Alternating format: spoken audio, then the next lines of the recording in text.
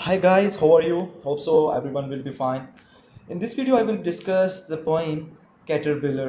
This is the poem which is included in SNC Single National Curriculum for Class 4 Subject English. یہ نظم caterpillar جو کہ 4 class کے نئے انگلش کے نصاب میں انکلوڈ کی گئی ہے، شامل کی گئی ہے. Let's move towards the poem. First اس پوئم کی ریڈنگ کریں گے، دین اس کی ایکسپلینیشن کی طرف چلیں گے. This is the poem Caterpillar. Brown and furry, caterpillar in a hurry. Take your walk to the shady leaf or stalk, or what not, which may be the chosen spot. No toads spy you, hovering bird of prey pass by you. Spin and die to live again a butterfly. اچھا، to live again a butterfly, یہ جو line ہے، last line, یہ جو new نصاب ہے ہمارا single national curriculum, اس میں یہ لائن مسنگ ہے. تو سو کائنڈلی یہ نوٹ کر لیں کیونکہ یہ بڑی important line. Let's move towards its explanation. اب اس کی ایکسپلینیشن کی طرف بڑھتے ہیں. تو کرسٹینا روسٹی لکھتی ہے کہ براؤن اینڈ فری. براؤن اس لیے ورڈ یوز کر رہی ہے کیونکہ جو کیٹرپلر کا جو کلر ہے وہ براؤن ہے، اینڈ اور جو فر سے ڈھکا ہوا ہے. فری اس لیے یوز کر رہی ہے کیونکہ جو کیٹرپلر کی جو اسکن ہے وہ فر سے کورڈ ہے. مینس جو اس کی جو کھال ہے فر سے ڈھکی ہوئی ہے. فر کہتے ہیں Harry skin of animal of the caterpillar ہم کہیں گے ادھر. تو کیٹرپلر از ان اے ہری، اس کا مطلب یہ ہے کہ کیٹرپلر جلدی میں ہے. ہری کا مین ہوتا ہے جلدی میں، تو جلدی میں ہے کیٹرپلر. ٹیک یور واک، جلدی سے اپنے راستے پر گامزن ہے. کیوں؟ وائی کیٹرپلر از ان اے ہری. اس کا جواب آگے مل جائے گا ہمیں. کس کی طرف واک کر رہی ہے؟ ٹو دا شیڈی لیف، پتے کی طرف واک کر رہی ہے. اور اسٹاک یا تنے کی طرف، اسٹاک کہتے ہیں جو مین اسٹم ہوتی ہے پلانٹ کی، اس کو کہتے ہیں، یعنی تنے کو کہتے ہیں. تنے یا جو پتے کی طرف واک کر رہی ہے، جا رہی ہے. اور یا what not which may be the chosen spot, یا ہو سکتا ہے کہ اس کا انتخاب کیا گیا ایک اور جو مقام ہے یا جگہ ہے. اسپاٹ کہتے ہیں مقام کو یا جگہ کو. یا یہ بھی وہ کہہ رہی ہے کہ اس کا انتخاب کیا گیا ایک مقام ہے، اس کی طرف وہ واک کر رہی ہے. نو ٹوڈس بائی یو، کیوں چھپ رہی ہے؟ مین ریزن اب پتہ چل گیا ہے، مین وجہ، مین سبب پتہ چل گیا ہے کہ کیوں جلدی میں ہے کیٹرپلر، کیوں چھپ رہا ہے.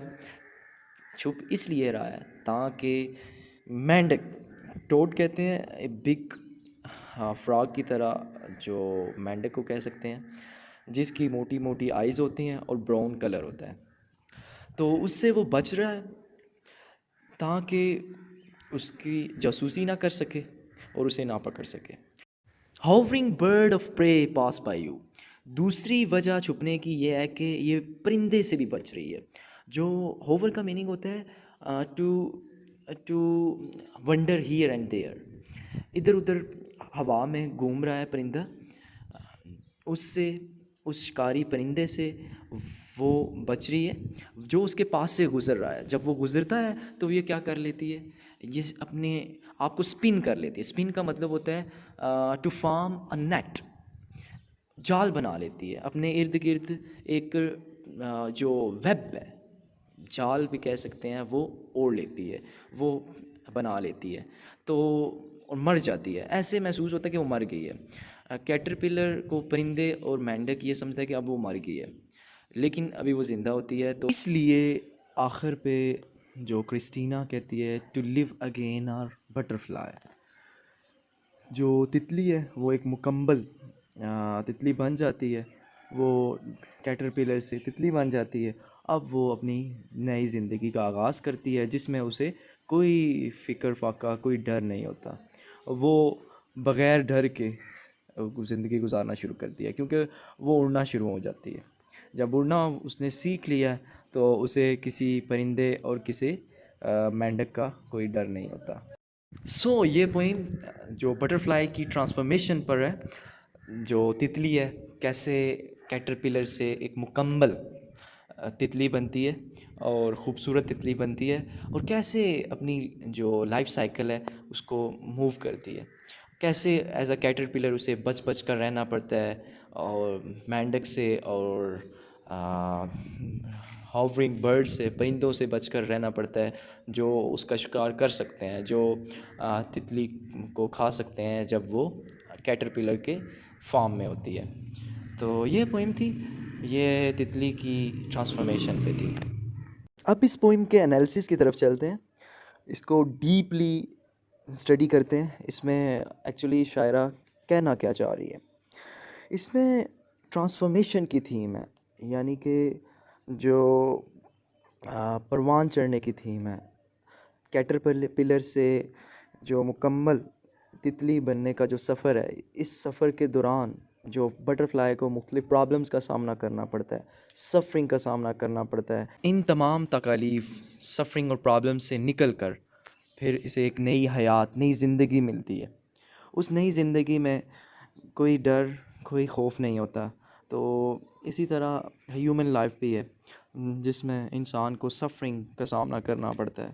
ان سفرنگ سے اگر انسان کامیابی سے مقابلہ کرتا ہے، ان کو سامنا کرتا ہے، اس کو بریولی فیس کرتا ہے، فیس کرنے کے بعد اسے الٹیمیٹ رزلٹ ملتا ہے. جیسے قرآن میں بھی اللہ نے ارشاد فرمایا ان مع العسر یسرا، بے شک ہر مشکل کے ساتھ آسانی ہے.